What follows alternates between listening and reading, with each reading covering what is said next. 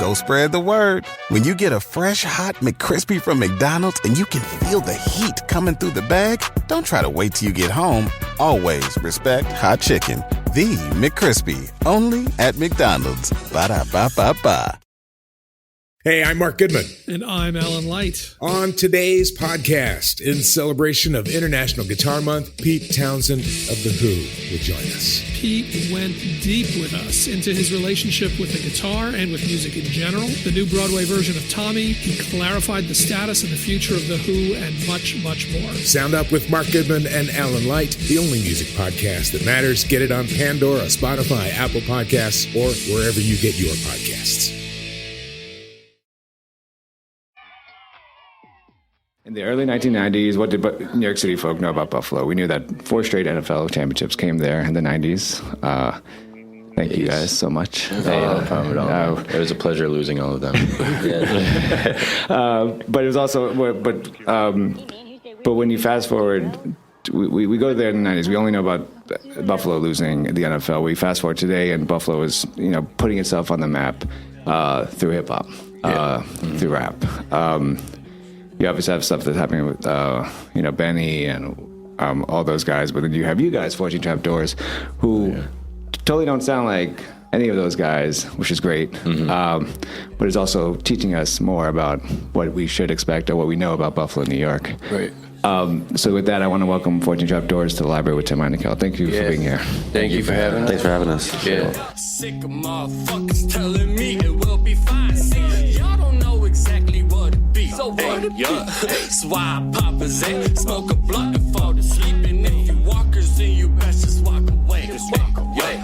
If you talkers, then you best get the fuck up out my... So let's talk about 7 + 1 + 6, 14. Obviously, Buffalo area code. Can you each of you introduce yourselves, but also talk about how Buffalo defined you as people, but also defined you as artists? Yeah. I'm WZA.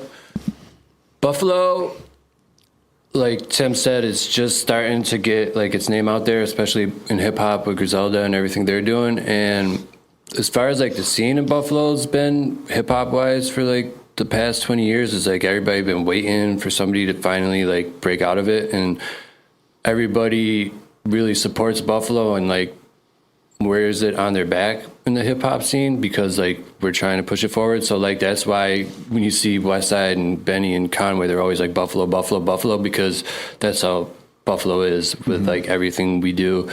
And as far as just shaping us as people and our character, it's just I feel when you live somewhere that has winters and gets cold as hell and shit like that, it just kind of thickens your skin a little bit and gives you a little bit more character. And the city is just on the come up too, as far as infrastructure and people, and I don't know, it's more popping in the city now, I guess, or something. Oh, yeah. I'm Bendyface. As far as the hip hop scene, Buffalo's always been underdogs in everything, damn near, any aspect of sports or music and shit. But there's so much talent that's brewing there, and everyone has a lot of heart, and it's really tight knit, and we all support each other a lot. So that's a really beautiful thing to be a part of, and that also shapes us as who we are. We're all really good people with good intentions, and we all have our hearts in the right places, and we're all passionate as fuck. So what it said, we've just been brewing underground, just waiting for the one bubble to pop and fucking infiltrate. Hell yeah. I'm Short. Growing up Buffalo, I just had so much pride in it. I didn't really know why. I just knew I had it. And then as hip hop has grown in general as a genre, and then now Buffalo is just starting to break onto the scene. Like Jordan said, we have a really tight knit group of people that believe in ourselves and believe in each other, and we support each other, and we all really want to see each other succeed. And I think that that's very unique. I think a lot of people have this competition aspect to hip hop, which I am all for, but it really helps when you have a lot of people on your side and on your back. And Buffalo means a lot to me like that. Yeah, one thing is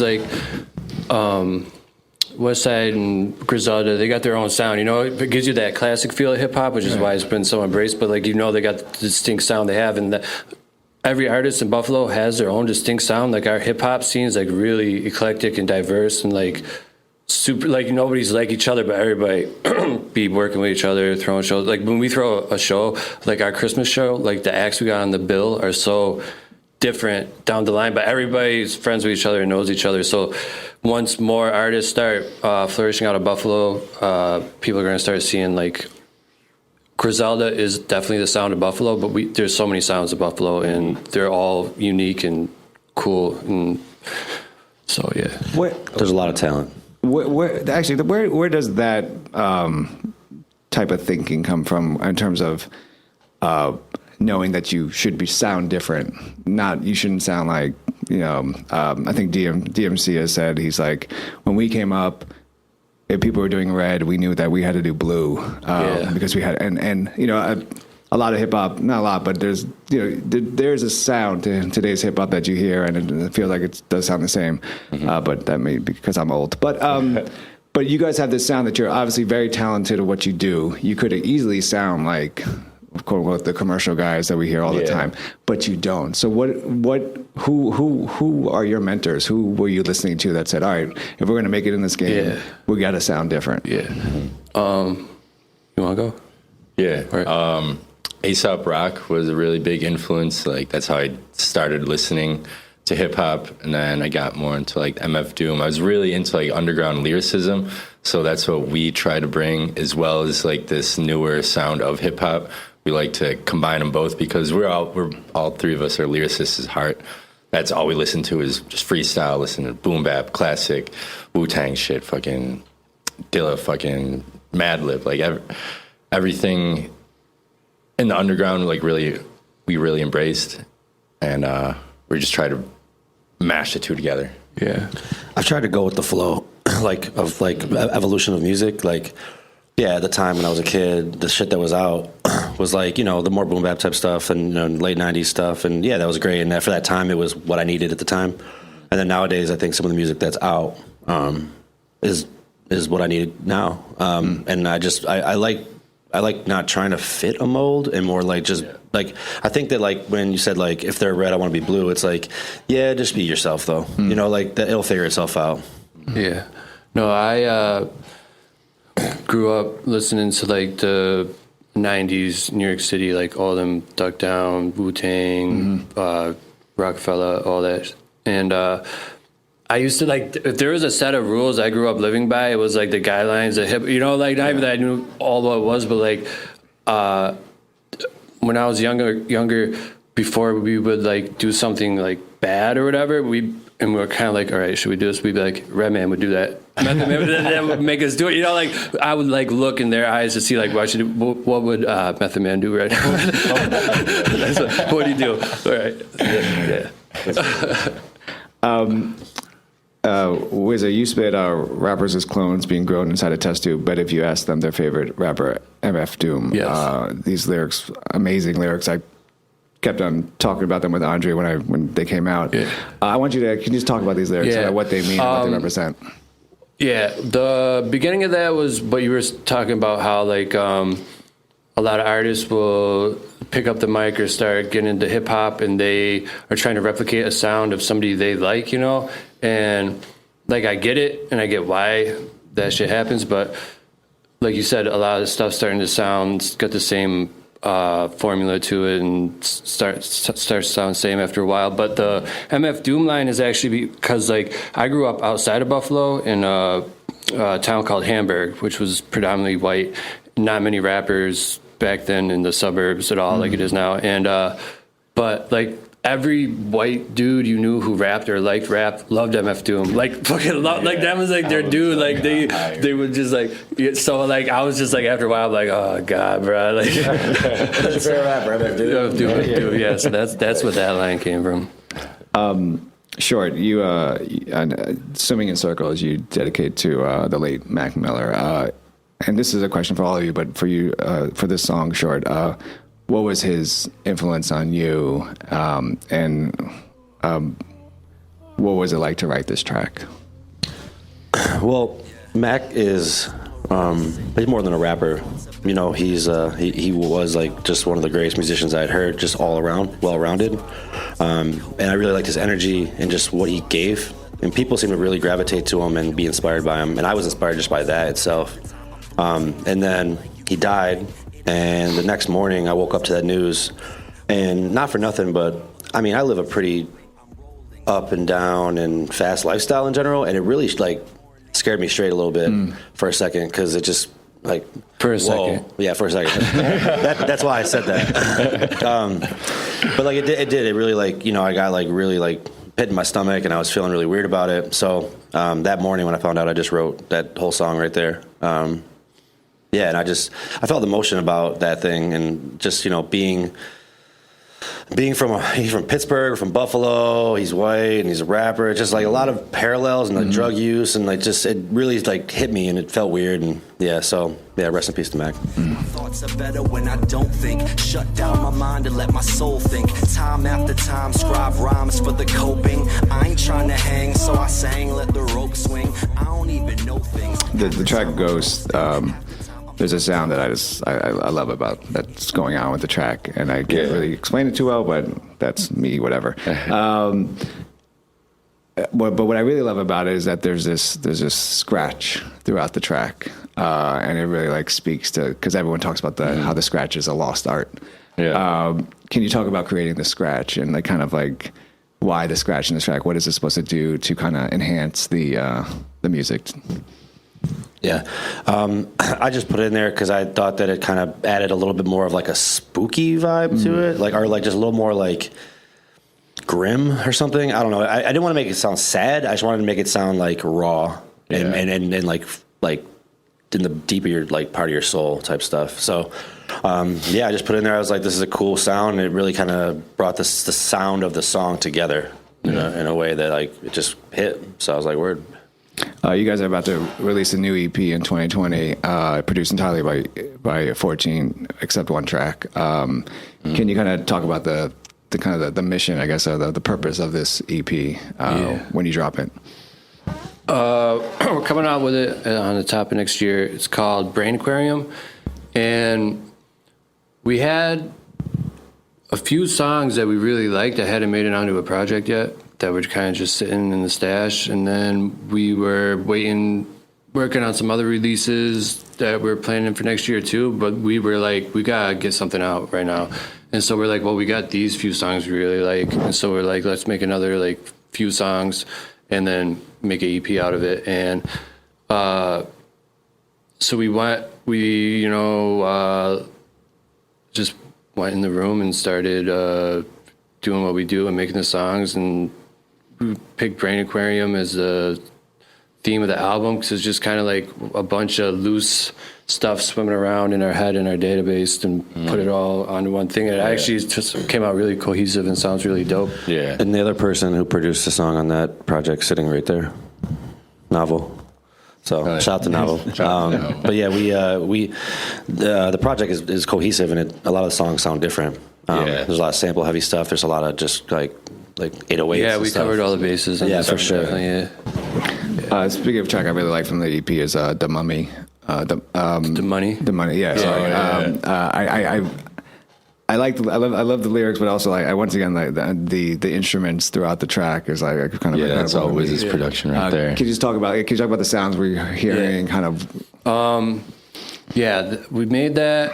Well, as far as the beat goes, at that time I was buying records from this like indie rock record store around the corner from where I was at, just out there, dollar bins, and they had I started sampling more gospel, old country type stuff, and so I was listening to like a lot of that older sound. You hear like the samples in there, and made the beat, and we actually made it in like really grim, like we went in your room. We never recorded in his room. I brought this is when we didn't have like a place to record, because I had just got back from, I didn't have a place yet. So I brought like my computer and all my shit, which is like super like, it's not a laptop, it's like a desktop with like monitors and like speakers. It's a short, small ass room that's just like the bed and then like a little space to walk in. Yeah. And we were like, not in the greatest of like spirits. We had our man Alibi there with us, and like I'm just like, yo, I got this beat.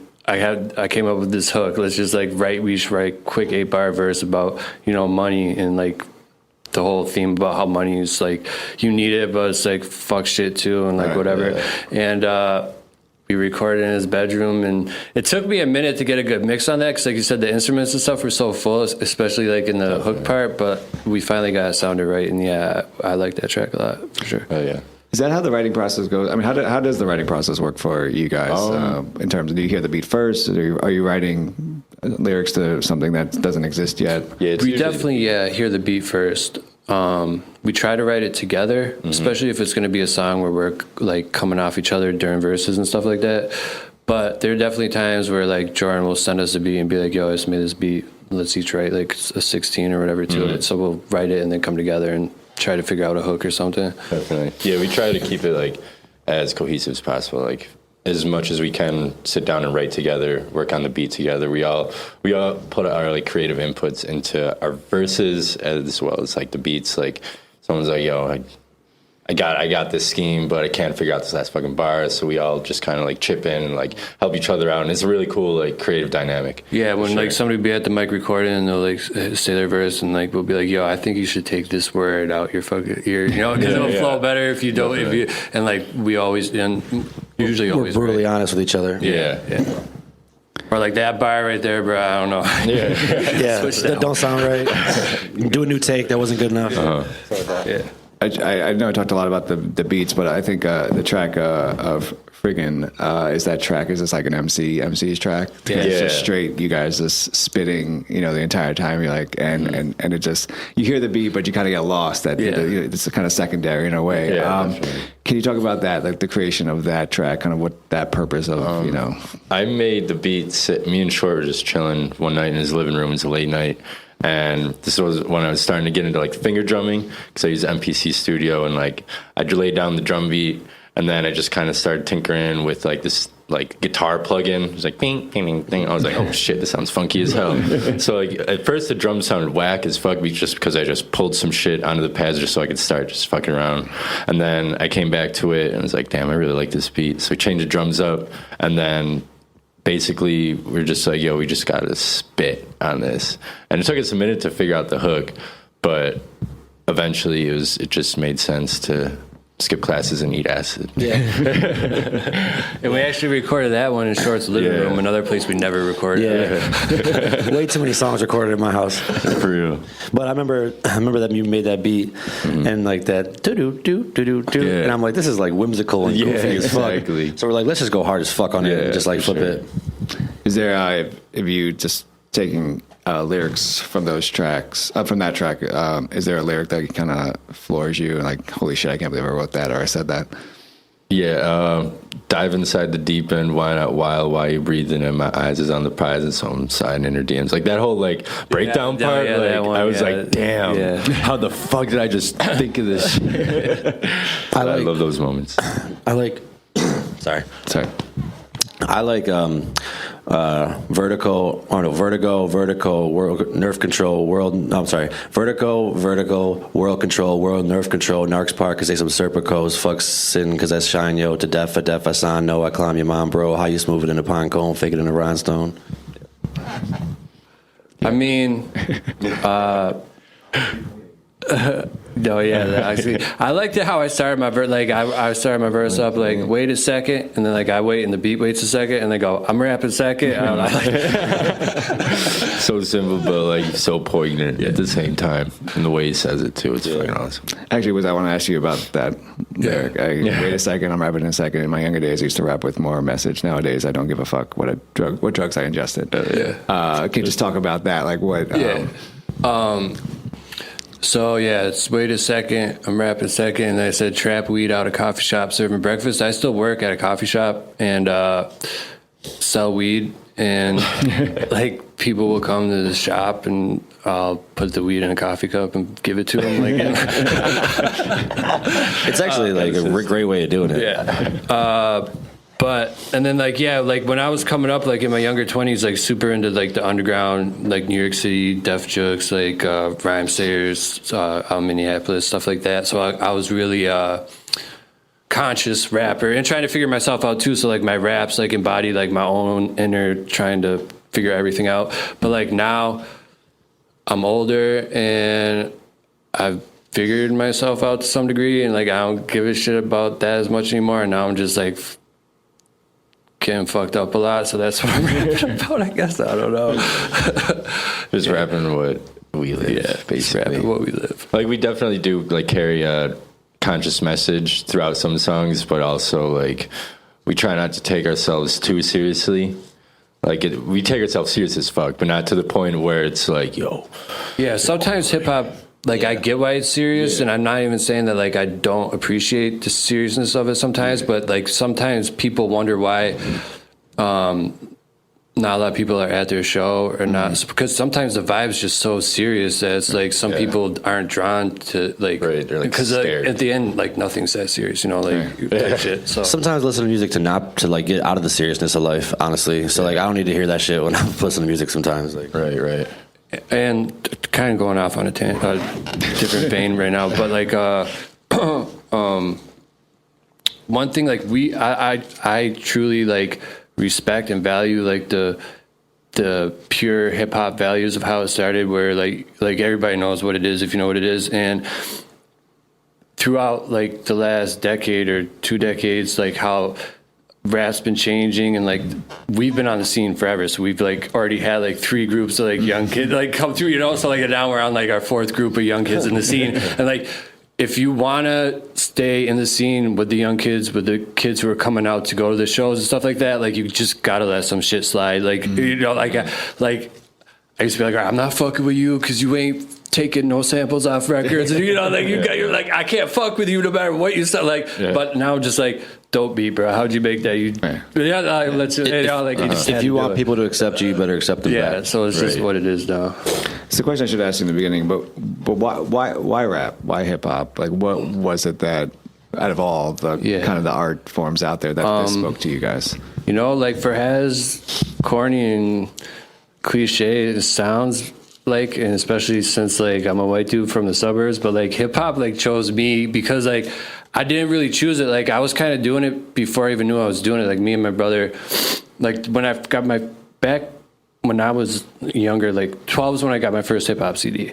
And back then, like you couldn't go into a store and buy a fucking rap CD. There was no music on the internet back then. Like your mom had to go in the store with you and buy you if it had parental. And my mom wasn't about to buy me, you know, like hip hop. So like when I was 12, I finally got Wu-Tang, 36 Chambers from my older brother of a friend. And I loved it because they were swearing so much. I was like, yo, they're saying fuck Wu-Tang Clan on the fuck with. I was just like yelling, I love that. But like, and me and my brother like memorized all the words on the album. We'd have contests where like we have to recite the whole album and we count how many mistakes they make and like, you know, but we weren't even like thinking of being rappers at the time. We just like loved like rap music so much. And then actually the first time I started thinking like maybe I could do this was, I don't know if you know who Living Legends is from out west. I used to be in them like super duper heavy when they were still like really underground and first coming out. And like Grouch was somebody when I was like 18, 19 who I super like fucked with a lot. And from listening to them, I started hearing them like, oh, they're recording this in their basement. Oh, they're just like, they started like giving you pieces of how they're doing it. I'm like, maybe I could do this then if you're doing, you know, because like the internet wasn't the internet back then, so you didn't know like how shit fucking happened. Like when I found out, I lived 20 minutes outside Buffalo growing up, but I didn't even know Buffalo had rappers in it until I turned 18 and like went to college in the city, and I'm like seeing flyers. I'm like, there's rappers in Buffalo? Like what the hell, you know? So, but I don't know, something just drew me to it. Like I couldn't even say like why it is. Like sometimes I'll be sitting like, damn, you're this old and you still letting hip hop dictate every decision you make in your life, and you haven't got nowhere with it yet. Like, when are you gonna like fucking stop? But yeah,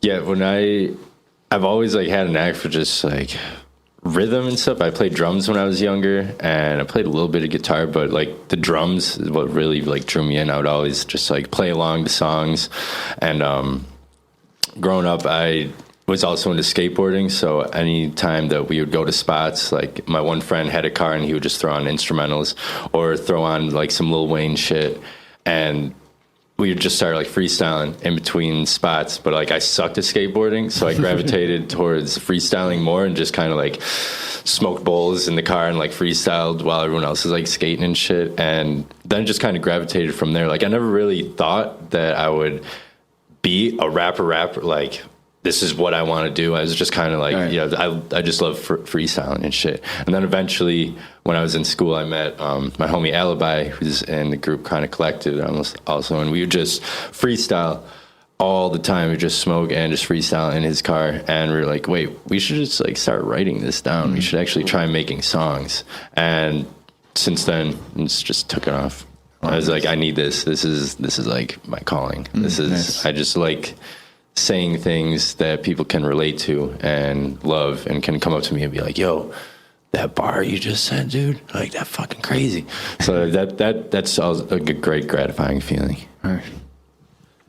Yeah, I don't really know how it actually like started, but I feel as though the way I really got into hip hop was through sports.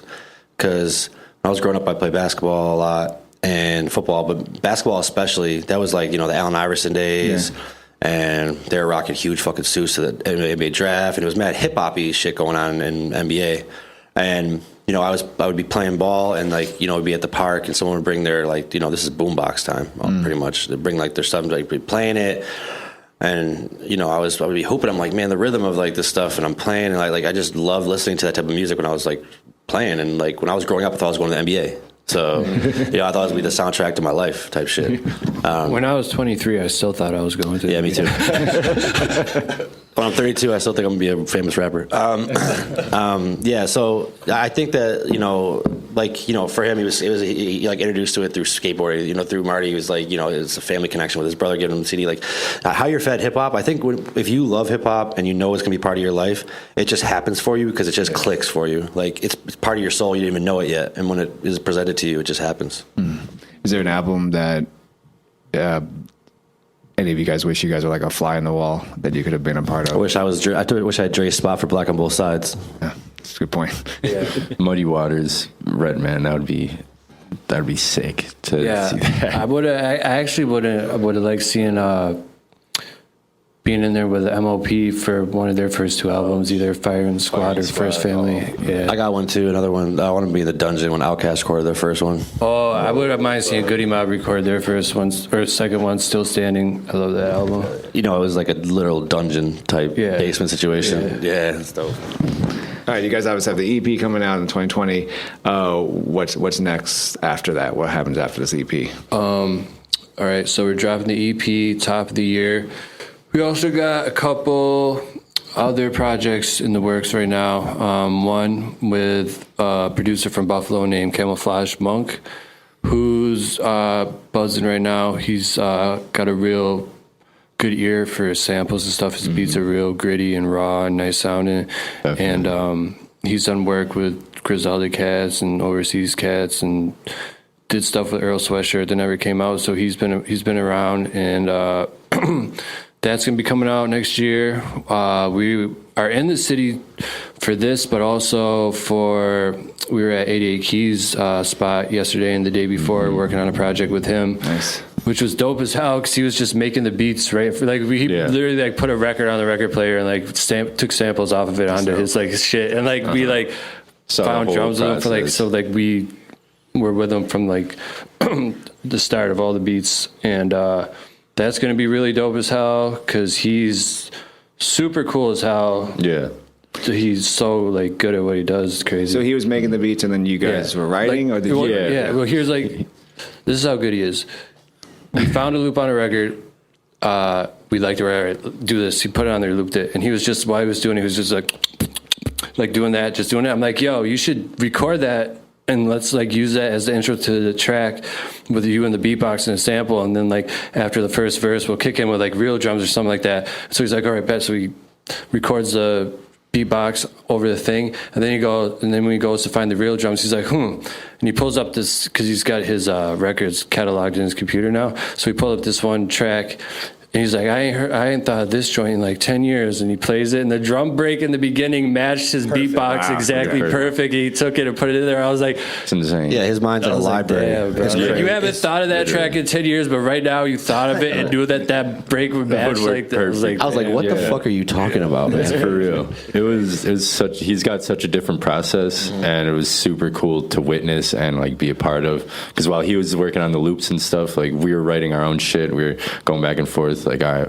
what should be the structure for this, yada yada. And it was just a really cool environment to be in, because like we like recording stuff at his crib, Wiz's crib, but also getting out of our comfort zone and doing something like this. That's like, all right, we're locking into the studio for 2 days to get as much shit done, and with the sound that it's not usually us, like but it is us as well. And it was really cool to get back to those like straight hip hop, boom bappy, more roots compared to like the newer stuff that we've been doing. And it was really like inspiring and like beautiful to be part of like a true cultivation. Like he's, like you were saying, he was making the beats, we're writing all at the same time. It was just like, it's like growing crops. It's like all at one time. Like it was really, and it was really crazy good. too, because like, you know, when I was a kid, I bought, you know, Black Star and Black on Both Sides and like listened to it and like rapped a little bit back then, but wasn't like ever thinking I was gonna like do anything with it. And now to be sitting in a room with somebody who made beats on that album, like so many years later, it was kind of like, whoa, I would have never thought, like who would thought, like when out,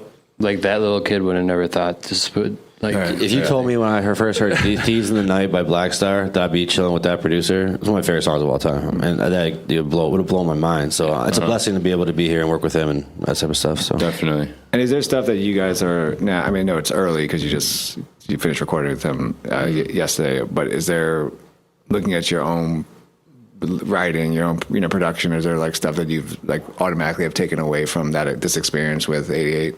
Oh, yeah. One thing I took away with, because like, I use a 16-pad device and sample records. That's how I make a majority of my beats. And like, with him, like, I'll buy a stack of records and I don't even know what I'm buying. And I listen to it once, sample it, and never listen. But he like knows this music. That's why he's able to like think of, all right, what can go with this? Like he knows the music so well that he's sampling. It's like, damn, I should start like listening to this music more, so I like know what I'm sampling to like just thank you. So yeah, the way he was pulling stuff out his head, the way he explained it made so much sense in comparison to needle dropping, because like you just get more of the vibes and understand like just like the movement of the music. Yeah. So like that made a lot of sense to me.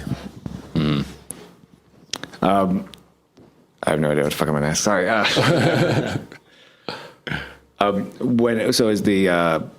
Is the project done, or is it still? No, we got all the beats like at least in like a skeleton form of like we like it, and he's gonna now, and we got like some like structures to it and things we want to do with each song, and he's gonna go back in and like do his thing with it and build the rest of everything, and then send us what he does, and then we're gonna do what we do on it and maybe send it back to him one more time and have him freak it. I don't know. We're still figuring out the process of it.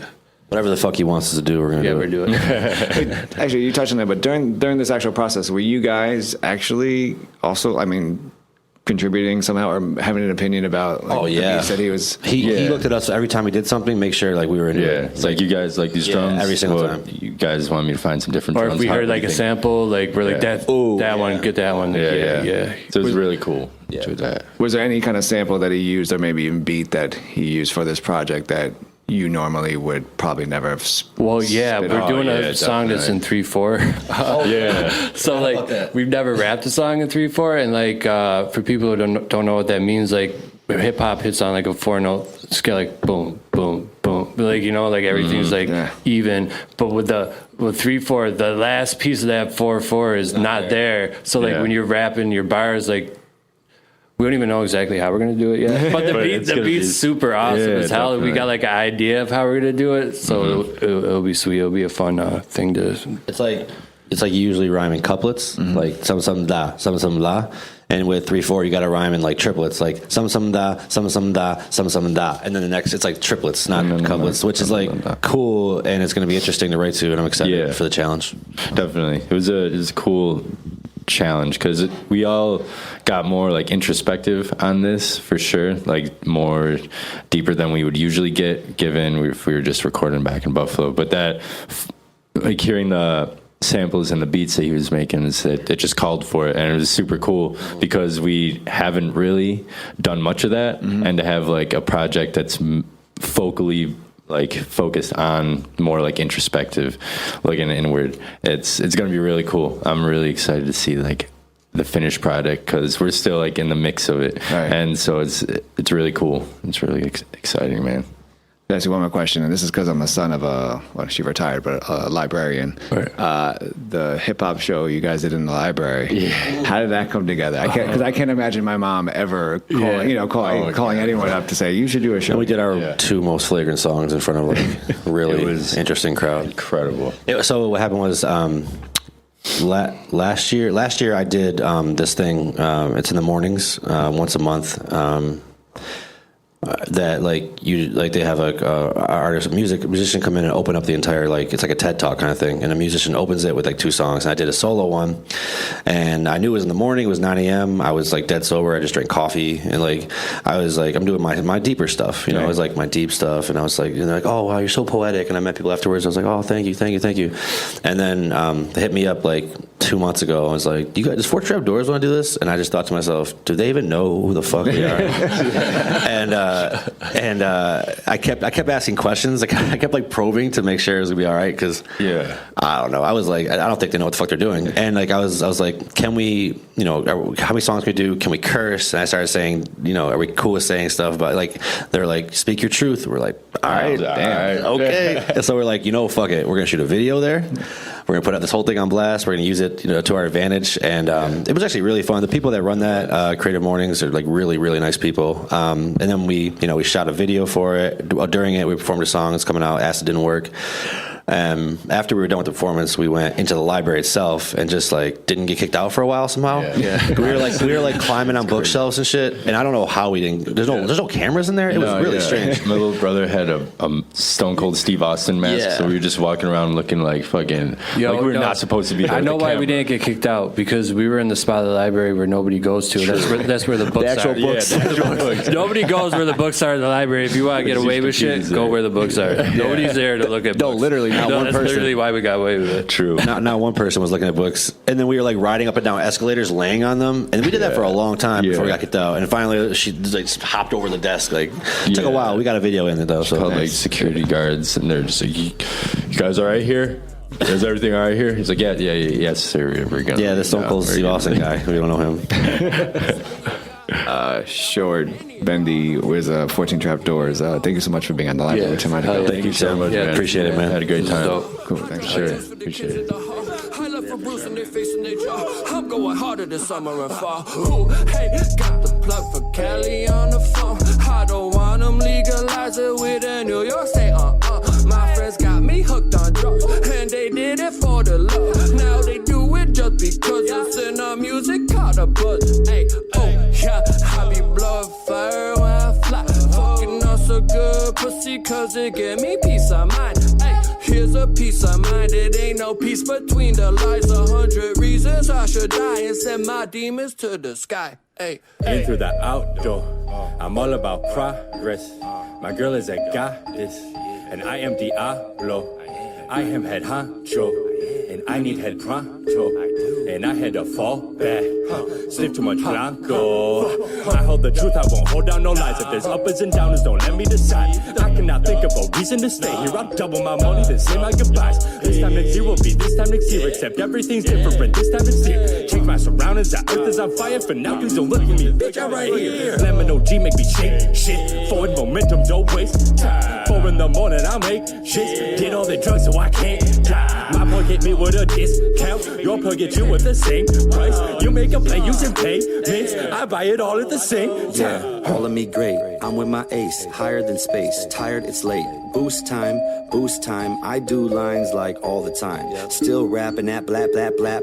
Columbine sends shivers down her column spine. My following can't even follow my asylum mind. Paradigm with a pair of dimes. Wear them out, they swear they mine. Lay back, yeah, way back. In a lazy boy with a blanket. close I'll get to a Maybach, and let's punch here this and pay the cat. I like Thundercats, ass that slap like thunderclaps. No such thing as mumble raps. They just say it cause they old as fuck, can't fuck with trap. I got love for Nas, love for Yachty, and I fucked a slut in a Trump hat. And I told that girl, do you baby, but you lucky I ain't debate you crazy or make you call me Dick Cheney while I dicked you out playing Wayne. I'm Chris Hahn, the Aggressive Progressive. Check out a new episode of the Aggressive Progressive podcast every Tuesday. You know, the election is heating up just as the year is winding down. Stick with me. I'll tell you the truth as I see it. Download the Aggressive Progressive on Pandora or wherever you get your podcasts. Hey, I'm Mark Goodman. And I'm Alan Light. On today's podcast, in celebration of International Guitar Month, Pete Townsend of The Who will join us. Pete went deep with us into his relationship with the guitar and with music in general. The new Broadway version of Tommy. He clarified the status and the future of The Who and much, much more. Sound Up with Mark Goodman and Alan Light, the only music podcast that matters. Get it on Pandora, Spotify, Apple Podcasts, or wherever you get your podcasts.